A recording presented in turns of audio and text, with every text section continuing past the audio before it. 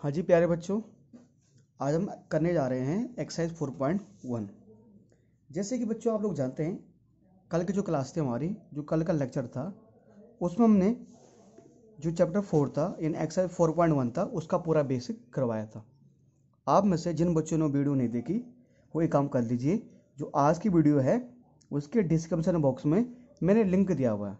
मतलब उसमें सारे लिंक हैं। उसमें मैथ्स का चैप्टर फर्स्ट का भी लिंक है, मैथ्स का चैप्टर सेकंड की सारी वीडियो है, मैथ्स का चैप्टर थर्ड की सारी वीडियो है, और चैप्टर 4 जितना करा है उसकी वीडियो है, और साइंस के चैप्टर 1 के भी वीडियोज़ हैं। अभी हम मैथ्स का चैप्टर 4 कर रहे हैं। जैसे मैथ्स का चैप्टर 4 एंड हो जाएगा, हम साइंस की वीडियो आपके लिए अपलोड करना शुरू करेंगे। प्यारे बच्चों, अगर आप में से कुछ बच्चों ने हमारा चैनल सब्सक्राइब नहीं किया तो सब्सक्राइब कर लीजिए, और अगर आप में से कोई बच्चा हमारे कोचिंग सेंटर से जुड़ना चाहता है तो वो इन 2 नंबर से हमें कांटेक्ट कर सकता है। सर, एक्सरसाइज 4.1 की बात करें, इसमें क्या क्या रहा है। 4.1 का पहला क्वेश्चन हमारे सामने इस प्रकार है, आप देख पा रहे हैं। क्या कह रहा है सर ये, write the cost of notebook is twice the cost of notebook is twice the cost of a pen, write a linear equation in 2 variable to represent this statement. Sir ये एक्सरसाइज ना बहुत छोटी है। पहली बात तो ये हिंदी, अगर मैं इसकी हिंदी पढ़ूँ तो कॉस्ट ऑफ ए नोटबुक, देखिए एक नोटबुक है, मतलब जैसे मेरे पास एक रजिस्टर है, एक कॉपी है, तो cost of a notebook is twice the cost of a pen. जैसे मेरे पास एक नोटबुक है ये, ठीक है, तो इसकी कॉस्ट है ना, इस नोटबुक की कॉस्ट है और पेन के कॉस्ट की ट्वाइस है। मतलब देखो, अगर ये पेन 10 रुपीज़ का है तो ये नोटबुक कितने का हो जाएगा, 20 का हो जाएगा, क्योंकि जो नोटबुक होगी उसकी कीमत इस पेन से डबल होगी। अगर ये मेरे मान के चलो, अगर ये पेन मेरा 20 रुपीज़ का है तो ये नोटबुक कितना का हो जाएगा, 40 का हो जाएगा। अगर ये पेन 25 का है तो ये नोटबुक कितने का हो जाएगी, 50 की हो जाएगी।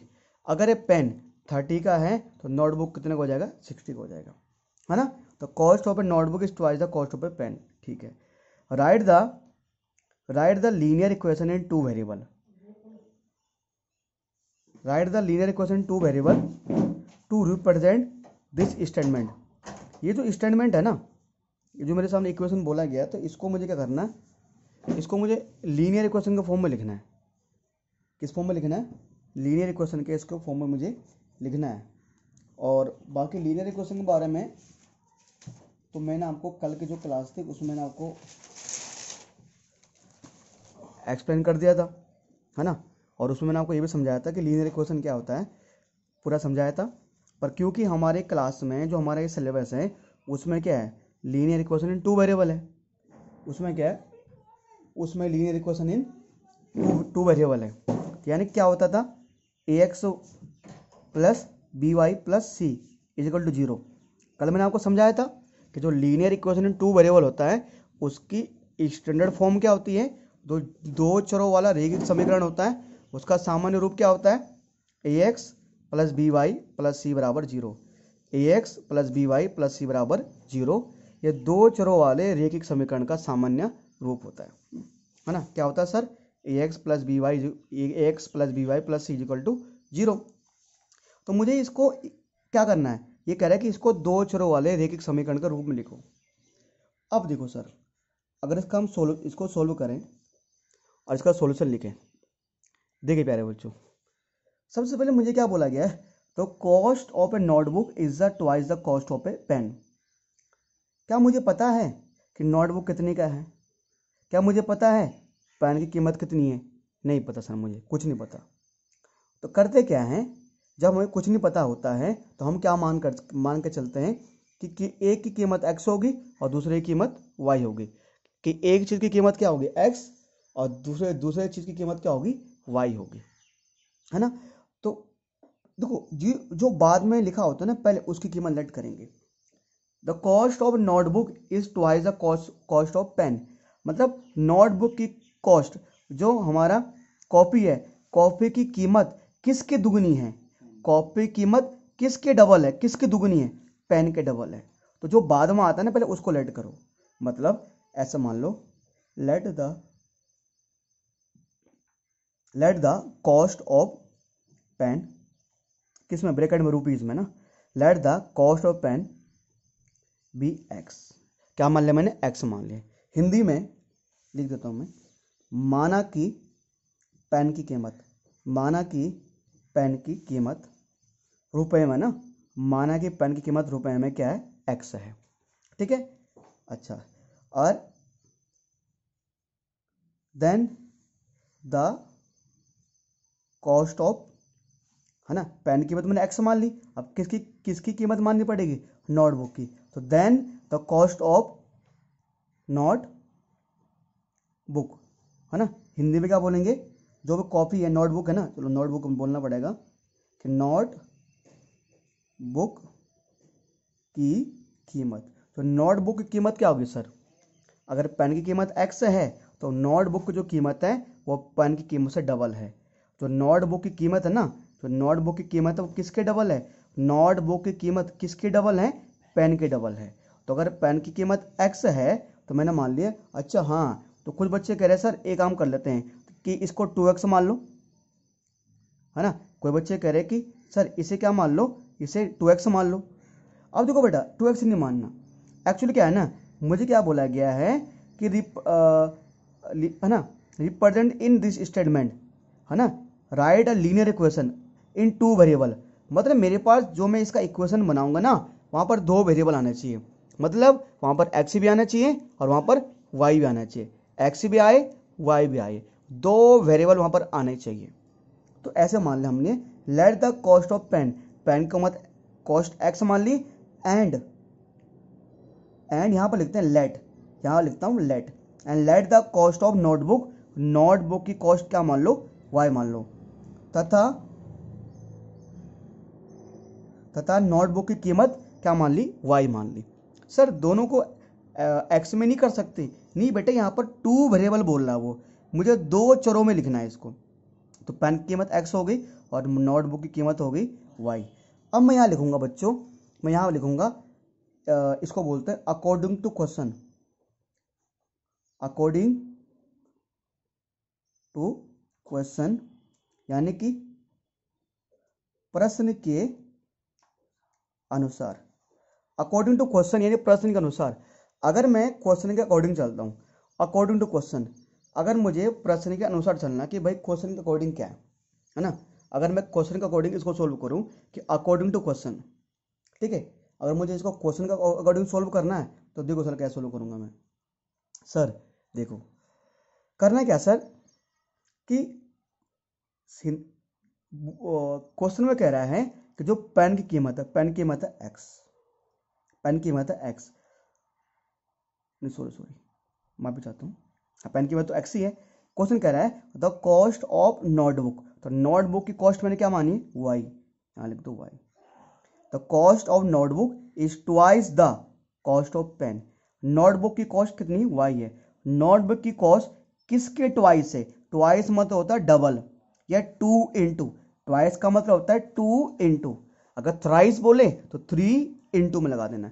अगर आपको बोलता है कहीं पर ट्वाइस यानी 2 के साथ इंटू आएगा, थ्राइस बोले 3 के साथ इंटू आएगा।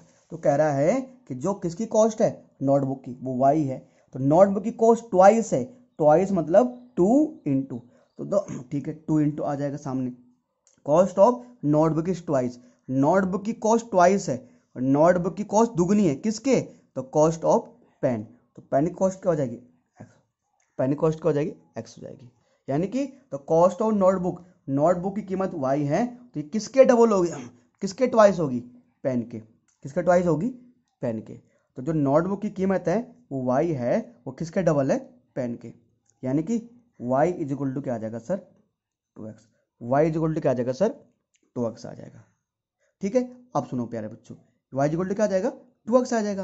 कैसे? तो नोटबुक की कीमत मैंने y मानी थी, ठीक है, वो ट्वाइस थी, ट्वाइस मतलब डबल, तो 2 इंटू किसके ट्वाइस थी? पेन के। तो पेन की कीमत मैंने क्या मानी थी? x, पेन की कीमत तो x मानी है ना, यहाँ पर x लिख दिया, ये हो गया। अब देखो, क्योंकि जो pair of linear equation 2 variable होता है, जो pair of linear equation in 2 variable होता है, उसका तो स्टैंडर्ड फॉर्म क्या होता है? वो तो ये होता है ax plus B Y plus C. अब एक कांस्टेंट टर्म भी आता है। अब तुम बोलोगे सर इसमें तो सारा टर्म लेफ्ट हैंड साइड आता है ना, कोई दिक्कत नहीं, मैं इसको ऐसे भी लिख सकता हूँ। कैसे? ये लेफ्ट हैंड साइड आ जाएगा कि y माइनस 2x बराबर 0, y माइनस 2x बराबर 0। ठीक है, ये हमारा क्या हो जाएगा, इक्वेशन बन जाएगा। ये हमारा इक्वेशन बन जाएगा और हमारा हो जाएगा आंसर। अब काफ़ी बच्चे मुझे बोल होंगे कि सर यहाँ तो ऐसे दिया हुआ कि सर जो मेरे पीछे हम पीछे तो आंसर ऐसे दिया हुआ है 2x माइनस वाई बराबर 0, या ऐसे दिया हुआ sir 2x equal to Y दिया हुआ पीछे आंसर, और सर आपका आंसर गलत है। अरे बच्चों, वहाँ पर उन्होंने पेन की कॉस्ट को y माना है और नोटबुक की कॉस्ट को x माना है, तो मैंने इसको x माना, इसको y माना, ऐसा थोड़ा गलत है यार। आप कुछ ही मान लो, आप पेन की कॉस्ट को a मानो, b मानो, c मानो, आपकी मर्जी है ना, हम कुछ भी इसको लेट कर सकते हैं। तो सर ये हमारा कौन सा क्वेश्चन फर्स्ट हमारा खत्म होता है। तो जो इक्वेशन बनी y minus 2x equal to 0, आप चाहो तो यहाँ तक भी छोड़ सकते हो और आप चाहो तो यहाँ तक भी छोड़ सकते हो। तो सर ये हमारा पहला क्वेश्चन होता है खत्म। चलिए सर अब बढ़ते हैं क्वेश्चन नंबर 2 की तरफ। क्वेश्चन नंबर 2 में क्या कह रहा है प्यारे बच्चों, इसमें कह रहा है कि express the following linear equation in the form of ax plus by plus c and indicate the value of a b c in each case. तो मुझे क्या दिया हुआ है भैया, तो मुझे ना हमें express the following linear equation, मुझे कुछ लीनियर इक्वेशन दी होंगी। जैसे एक मेरे पास लीनियर इक्वेशन क्या है 2x plus 3y is equal to 9.35 के ऊपर बार, ये मेरे पास दो चरों वाला रैखिक समीकरण है। तो express the following linear equation in the form of, किस फॉर्म में लिखना है ये लिखना है ax plus by plus c is equal to 0, है ना। मुझे इनको ax plus by plus c के रूप में लिखना है, ठीक है। And indicate the value of A B C, मतलब मुझे इनको इस फॉर्म में लिखना है और वहाँ पर a b और c का मान निकालना है कि a क्या है, b क्या है, c क्या है। देखो बच्चों, आपको लग रहा हो पता नहीं क्या करना है, अरे पता नहीं, कुछ इतना हार्ड नहीं जितना आप सोच रहे हो। देखो आसान है, मैं एक क्वेश्चन कराऊंगा ना, तुम बोलोगे अरे सर इतना आसान। देखो भाई, सॉल्यूशन में क्या करना है सर, देखो सबसे पहले क्या करना है कि ये जो मेरे पास है 2x plus 3y is equal to 9.35 के ऊपर बार। सबसे पहले तो आप क्वेश्चन को लिख दो, ठीक है सर, लिख दिया क्वेश्चन हमने। उसके बाद देखो सर 2x प्लस 3y, ये जो 9.35 ऊपर के इसके ऊपर बार है ना, ये देखो ये राइट हैंड साइड, तो इसको क्या लाएंगे हम लेफ्ट हैंड साइड। ये राइट हैंड साइड है तो इसे ले आओ लेफ्ट हैंड साइड, तो जाएगा माइनस 9.35 के ऊपर बार। बहुत बच्चे बोलेंगे सर इसको लेफ्ट हैंड साइड क्यों लाएं। देखो बेटा, क्योंकि जो pair of linear equation in two variable होता है, जो दो चरों वाला रैखिक समीकरण होता है, उसका स्टैंडर्ड फॉर्म क्या होता है, ax plus by plus c होता है ना। यानी c भी जो कांस्टेंट टर्म होता है, जो कोई नंबर रहता है अकेला, इसके साथ तो x है, इसके साथ तो y है और इसके साथ कुछ नहीं है, जो कांस्टेंट टर्म होता है वो भी लेफ्ट हैंड साइड आता है। यानी इसके साथ तो x, इसके साथ y है, जो कांस्टेंट टर्म है वो भी क्या आएगा, लेफ्ट हैंड साइड आएगा, ठीक है। और इज इक्वल टू में क्या लिख देना है, 0 लिख देना है। तो ये मेरे पास आ गया, मतलब मुझे सबसे पहले इसको इस फॉर्म में लिखना है 2x प्लस 3y माइनस 9.35, ठीक है सर, लिख दिया। मतलब मैंने इस इक्वेशन को ax plus by plus c is equal to 0 को फॉर्म में लिख दिया, ये तो लिख दिया। अगला काम क्या अपन लोग का अगला काम है ये बताना यहाँ पर a क्या है, b क्या है, c क्या है। अरे यार, ये बताने कोई चीज़ है, आप लोग जानते हो जो x के साथ वो a होता है, जो y के साथ वो b होता है, और जिसका कोई नहीं होता वो c होता है, वो है ना। तो a क्या सर, यहाँ पर a यहाँ पर है 2, ठीक है। b क्या है यहाँ पर सर, b यहाँ पर है, b यहाँ पर 3 है, और c क्या है, c यहाँ पर है माइनस 9.35 के ऊपर बार। a क्या है यहाँ पर 2, b यहाँ पर है 3, और c क्या है, c है, सॉरी माइनस लिखना भूल गया, माइनस आ गया बेटा, क्या आएगा यहाँ पर, माइनस आ गया यहाँ पर, ठीक है। माइनस 9.35 के ऊपर बार, ये हो गया c, a हो गया 2, b हो गया 3 और c हो गया माइनस 9.35 के ऊपर बार, ठीक है प्यारे बच्चों, ठीक है सर, है ना। इसका फर्स्ट पार्ट हमारे पास है, इसका क्या हमारे पास, ये हमारा इसका फर्स्ट पार्ट होता हुआ, ठीक है। अच्छा, इसका मैं अगर बेटा सेकंड पार्ट करूँ, ठीक है, इसका मैं सेकंड पार्ट करूँ प्यारे बच्चों, जिसका सेकंड पार्ट हमारे आंसर साइड में दिया हुआ है। इसका सेकंड पार्ट ये कहता है कि x minus Y upon 5, X minus Y upon 5 minus 10 is equal to 0, X minus Y upon 5 -10 = 0। ठीक है, अब देखो इसको ना दो तरीके हैं सोल्व करने के। यहाँ पर इसके दो तरीके, या तो हम चाहें तो इसको हम सीधे कर सकते हैं, है ना। हम चाहे तो या तो इसको भाई डायरेक्ट सोल्व कर दो, या जैसा क्वेश्चन कह रहा है, तो मेरे ख्याल से ना इसको मैं डायरेक्टली सोल्व कर रहा हूँ। बुक वालों ने भी डायरेक्टली सोल्व किया हुआ है। देखो सर, मुझे इसको ax + by + c के फॉर्म में लिखना है। मैंने देखा x वाला पार्ट ये है, y वाला पार्ट ये है, और जो c वाला पार्ट ये है। तो ये तो सारे के सारे ये तो पहले से ही किस फॉर्म में है, ax + by + c के फॉर्म में। ये तो पहले से ही है। जब मैं सॉल्यूशन करूंगा ना तो क्या करूंगा सर, मैं x - y/5 - 10 = 0। x - y/5 - 10 = 0। ये जो मेरे पास है ना, ये तो पहले से किस फॉर्म में है ना, ये तो पहले से स्टैंडर्ड फॉर्म में कि ये a वाला है, ये b वाला है, c वाला है ना। ठीक है सर, अब मुझे यहाँ क्या बताना है, a क्या है, b क्या है, c क्या है। अरे भाई, जो x के साथ आता है वो a होता है, तो जिसके साथ कुछ नहीं आता उसके साथ क्या आता है, 1। तो सर a यहाँ पर क्या है, 1। उस पर b क्या है सर, जो y के साथ वो b आता है बेटा, तो ऊपर तो y के साथ कुछ नहीं है, तो यहाँ ऊपर आएगा 1, नीचे क्या है 5। अच्छा, और यहाँ माइनस भी तो है, तो आ जाएगा -1/5। c क्या है हमारे पास, c है -10, c है -10। तो a हो गया 1, b हो गया -1/5, और c हो गया हमारे पास -10।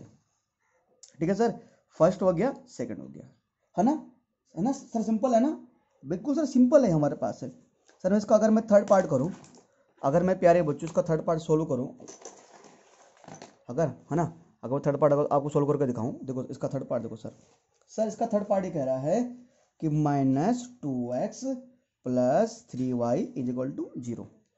ठीक है सर, एक बार सॉल्यूशन करते हैं इसका। लीजिए सॉल्यूशन करें, तो एक बार पहले तो क्वेश्चन का उतार दो, जैसा दे रखा है कि -2x + 3y = 6। ठीक है सर, -2x + 3y। देखो सर क्या करना है, मैंने कहा था कि कोई भी टर्म जो होगा वो राइट हैंड साइड में रहेगा, सबके सब क्या आ जाएंगे, = के इस साइड, सबके सब आ जाएंगे लेफ्ट हैंड साइड। तो ये 6 क्या है यहाँ पर प्लस का, बाएं साइड आकर क्या हो जाएगा, माइनस का। -2x + 3y -6 = 0, है ना। तो हो गया, ये किस फॉर्म में हो गया, ये हमारा जनरल फॉर्म में हो गया। ठीक है, अब जो x के साथ वो a होता है, तो a यहाँ पर क्या है, -2। जो y के साथ तो b होता है, b क्या है यहाँ पर 3, है ना। a यहाँ पर है -2, b यहाँ पर है 3। जो अकेला आता है वो c होता है ना। c यहाँ पर क्या है, c यहाँ पर है -6। a हो गया -2, b हो गया 3, और c हो गया -6। ठीक है सर, तो प्यारे बच्चों ये होता हमारा सवाल क्या, हाँ, ये हमारा पार्ट थर्ड सोल्व हो जाता है। ठीक है, part first, part second, part third हो गया, है ना। अब इसका करते हैं पार्ट फोर्थ, है ना। पार्ट फोर्थ सोल्व करते हैं इसका। देखो बेटा, तो बेटा इसका पार्ट फोर्थ क्या कह रहा है ना, इसका पार्ट फोर्थ ये कह रहा है, इसका पार्ट फोर्थ ये कहता है ना, पार्ट फोर्थ इसका ये बोलता है, क्या कहता है सर, ये x = 3y। क्या कह रहा है सर, x = 3y, है ना। तो सबसे पहले लिखो सॉल्यूशन, सर लिख दिया, है ना। फिर लिखो x = 3y, है ना। अच्छा, अब प्रॉपर फॉर्म में लिखना है, यानी कि pair of linear equation in 2 variable के फॉर्म में लिखना है। तो हमने कहा हम जानते हैं जो ये राइट हैंड साइड है, तो लेफ्ट हैंड साइड का क्या हो जाएगा, है ना, माइनस का हो जाएगा। तो x - 3y = 0, x - 3y = 0 हो गया, है ना। =0 आता है, बिल्कुल सर आता है। ये 3y right hand side plus का था, लेफ्ट हैंड साइड आके का हो जाएगा माइनस का। मैंने कहा ना सर, हमें किसी को भी राइट हैंड साइड नहीं रखना, सबको बाएं साइड ले आना, सबको ले आना है बाएं साइड। अच्छा, अब ये तो हो गया। अब पहले तो मुझे लिखना पड़ेगा ना, a क्या है, b क्या है, c क्या है। आप लोग जानते हो जो x के साथ होता है वो होता है a। तो a क्या है यहाँ पर, x के साथ यहाँ पर क्या आ रहा है, कुछ नहीं आ रहा, जहां कुछ नहीं आता वहां 1 होता है। ठीक है सर, y के साथ सर a हो गया मेरे पास, उसके बाद आता है b। सर y के साथ क्या आ रहा है यहाँ पर, b क्या होगा जो y के साथ आता है, b क्या होता है जो किसके साथ आता है, y के साथ। y के साथ क्या आ रहा है, -3। ठीक है, c, तुम बोलो सर यहाँ पर c है ही नहीं, कोई कुछ दिख रहा है यहाँ पर आपको? देखो x के साथ ये है, y के साथ ये है, c मतलब जो कांस्टेंट टर्म होता है, जो कांस्टेंट टर्म उसको c बोलते हैं। तो x के साथ 1 आ रहा है, y के साथ जो होता है b क्या है -3, तो c कुछ नहीं है ना, तो उसे बोलेंगे 0। जहां पर आपको c कुछ ना दिखे वहां पर c क्या लिख देना है? 0 लिख देना बेटा। x के साथ जो आता है वो 1 होता है, तो y के साथ आता है वो होता है b -3 है, जो अकेला आता है वो c क्या है? 0। तो a1 हो गया, b -3 हो गया और c हो गया 0, है ना सर। हमने इसका फोर्थ पार्ट भी कर दिया है, ठीक है। अब सर बढ़ते हैं इसके किसके पार्ट की तरफ? बढ़ते हैं इसके फिफ्थ पार्ट की तरफ, बढ़ते हैं इसके फिफ्थ पार्ट की तरफ। इसका फिफ्थ पार्ट क्या बोल रहा है? फिफ्थ पार्ट कहता है 2x = -5y, 2x = -5y, है ना। तो सर सबसे पहले सॉल्यूशन लिख दो। बिल्कुल सर सॉल्यूशन लिख दिया। फिर क्या कहा मैंने? 2x, है ना, = -5। इसी सवाल को मैंने दोबारा से उतार दिया। बिल्कुल। अब अगर मुझे इसको प्रॉपर फॉर्म में लिखना है तो ये पूरा राइट हैंड साइड है और लेफ्ट हैंड साइड का क्या हो जाएगा? माइनस हो जाएगा। तो हो जाएगा 2x और राइट हैंड साइड माइनस का है तो लेफ्ट हैंड साइड का क्या हो जाएगा? प्लस का। तो 2x + 5y = में क्या हो जाएगा? 0 हो जाएगा। अब क्या बताना है? वही a क्या है, b क्या है, c क्या है। तो जो x के साथ होता है a होता है, तो a क्या हो जाएगा? 2। तो y के साथ वो b होता है, b क्या हो जाएगा? प्लस का 5। c है यहाँ पर? नहीं है। अब जो कोई कांस्टेंट टर्म नहीं है तो c है ही नहीं यहाँ पर कुछ, तो c क्या हो जाएगा यहाँ पर? 0। c हो जाएगा सर यहाँ पर 0। ठीक है प्यारे बच्चों, तो ये हमारा फिफ्थ पार्ट भी हो गया। उम्मीद कर रहा हूँ सर आप समझ रहे होंगे धीरे धीरे। ठीक है, फिफ्थ पार्ट हो गया। अच्छा, अब करते हैं सर इसका सिक्स्थ पार्ट। कौन सा पार्ट सर? इसका सिक्स्थ पार्ट करते हैं कि इसका सिक्स्थ पार्ट में है क्या प्यारे बच्चों। ठीक है, सिक्स पार्ट में क्या सर इसका जो सिक्स पार्ट है सर ये रहा। इसका सिक्स पार्ट कहता है सर कि 3x + 2 = 0, 3x + 2 = 0। क्या कहता है सर? 3x + 2 = 0, 3x + 2 = 0। अच्छा प्यारे बच्चों, क्या कहा मैंने? सबसे पहले सॉल्यूशन लिखो। बिल्कुल सर। फिर लिख देंगे 3x + 2 = 0। बिल्कुल सर लिख देंगे। क्या जा रहा है लिखने में भाई, है ना? ठीक है ना, कुछ जा रहा है लिखने में? नहीं जा रहा। अच्छा, फिर अभी कहता है, अब एक चीज देखो सर कि हाँ अब यहाँ पर ये दिक्कत वाली बात आ गई है। अब यहाँ तो y नहीं है, अब यहाँ तो y है ही नहीं, पर इसको तो मुझे प्रॉपर फॉर्म में लिखना है ना। मुझे किस फॉर्म में लिखना है? Pair of linear equation in two variable, pair of linear equation in two variable के फॉर्म में लिखना है। वो क्या होता है? वो होता है ax + by + c = 0। अरे होता नहीं होता? वो तो ऐसे होता है ना कि ax + by + c।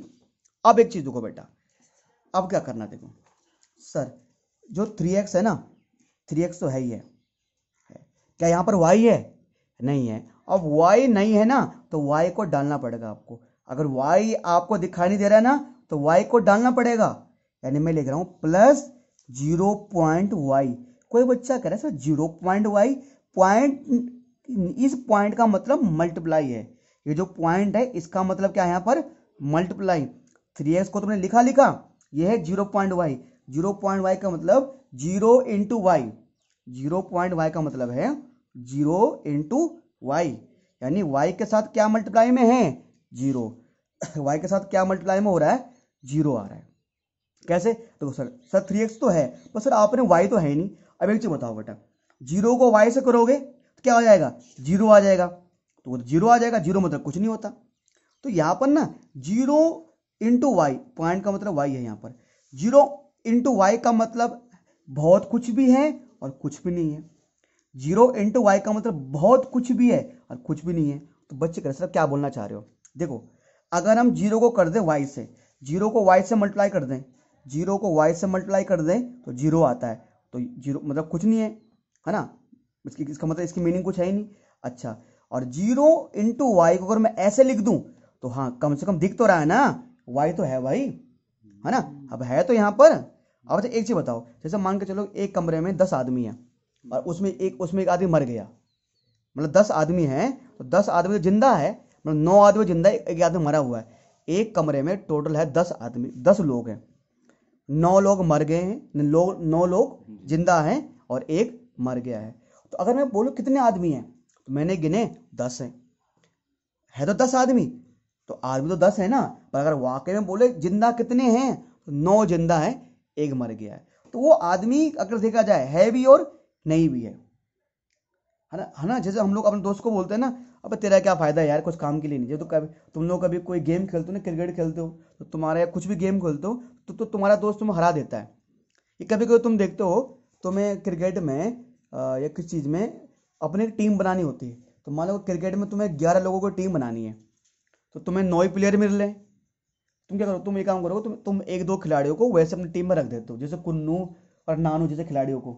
चलो यार तुम भी आ जाओ भाई, दक्ष गुसाई ना, भले इनको खेलना नहीं आता, पर फिर भी वो टीम पूरी करने के लिए ना अपनी टीम में तुम इन बच्चों को रख लोगे। 11 खिलाड़ी तो पूरे करने हैं। ऐसे ही वाई को यहाँ रख दिया दिखाने के लिए, भाई वाई भी है, ठीक है। +2 = 0, तो 3x + 0 × y, ये 0 × y है ना। +2 = 0। अब सब हम जानते हैं, जो x के साथ वो a होता है, तो a यहाँ पर 3, जो y के साथ वो b होता है, तो b यहाँ पर है 0, जो अकेला आता है वो c होता है, c यहाँ पर है 2। ठीक है सर, समझे सर? अरे बच्चे समझ गए? अरे मित्रों, अरे मेरे समाज से करोड़ दें समासियों, अरे मैं जानना चाहता हूँ आपसे, अरे समझे नहीं समझे? अरे मित्रों, अरे समझे नहीं समझे? आप नहीं समझे मित्रों? चले मित्रों अगला पार्ट करते हैं। सबसे पहले यहाँ लिखते हैं सॉल्यूशन, ठीक है मित्रों। फिर लिखते हैं y - 2 = 0। अब मित्रों इस वाले सवाल में y नहीं था और इस वाले सवाल में x नहीं है, और अगर मित्रों x नहीं है तो x को ले आएंगे, x को रख देंगे हम। अरे कैसा रखेंगे? जब x नहीं है बच्चों तो क्या लिख देंगे? 0.x, या इसको बोलते हैं 0 × x। फिर y तो है ही और -2 तो है ही, = 0। तो 0 यहाँ पर वो x नहीं है ना, यहाँ पर x है सर? नहीं है, तो हमने क्या लिख दिया? 0 × x + y - 2 = 0।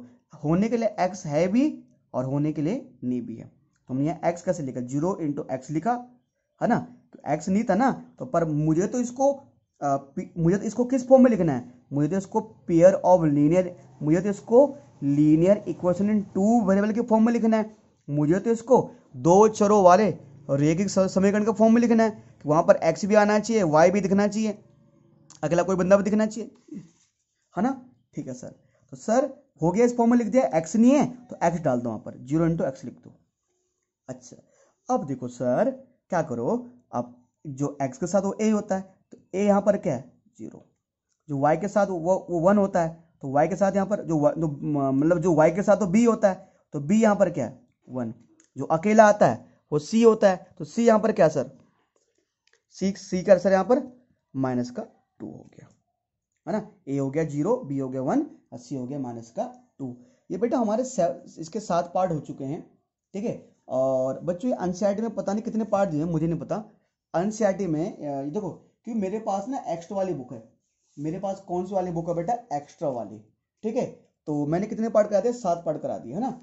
एनसीईआरटी में तो शायद बहुत सारे पार्ट दे रखे हैं, कोई दिक्कत नहीं, कम पार्ट दे रखे ना। मेरे पास एक्स्ट्रा वाली बुक है। तो कितने क्वेश्चन हो गए सर?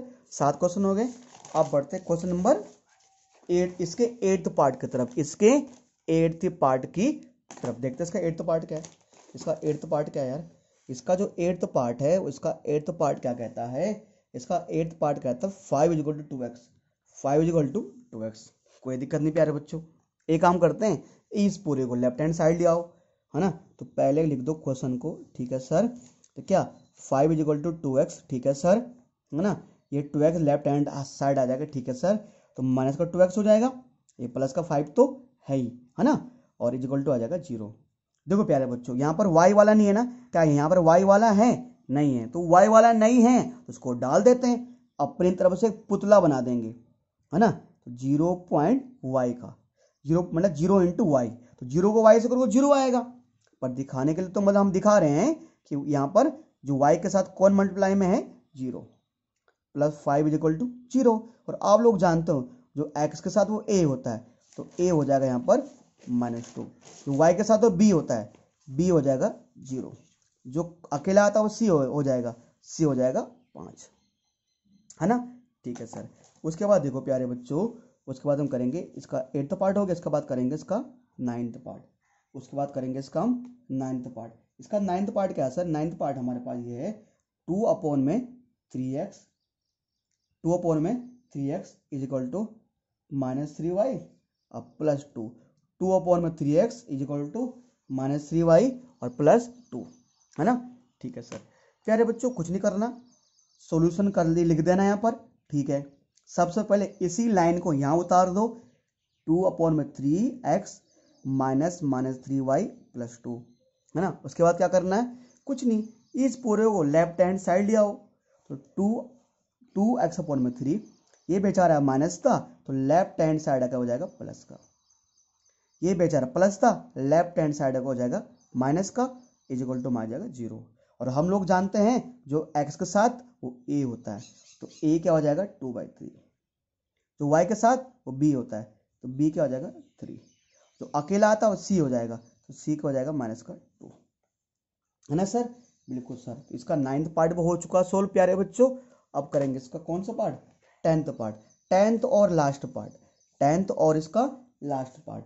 ये कहता है कि -2x प्लस का 7y equal to 0, -2x plus का 7y इक्वल टू 0, है ना।